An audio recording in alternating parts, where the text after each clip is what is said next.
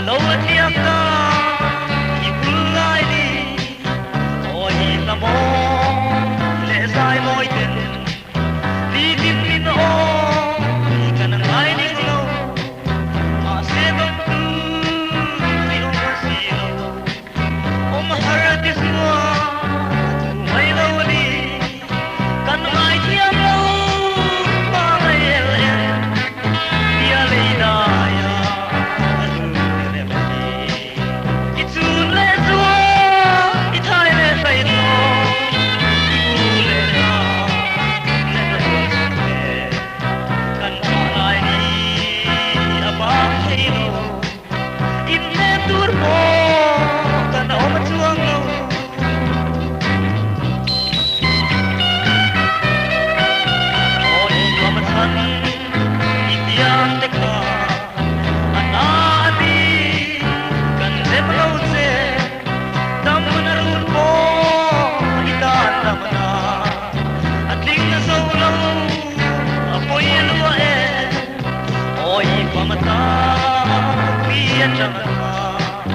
Nang pangai tu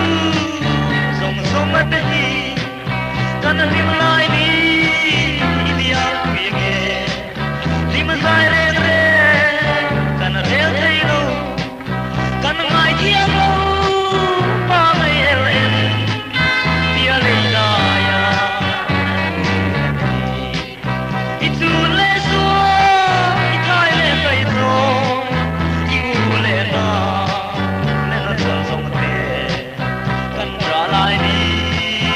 abang hello in le tur mo kan om chuang lo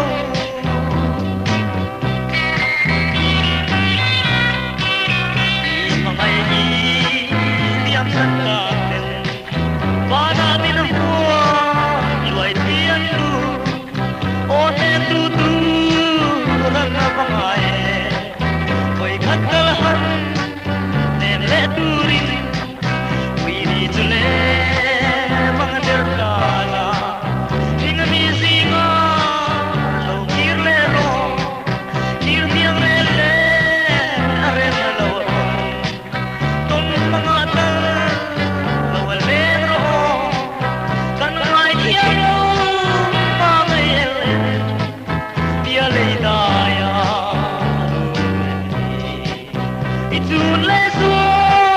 Itay le kay to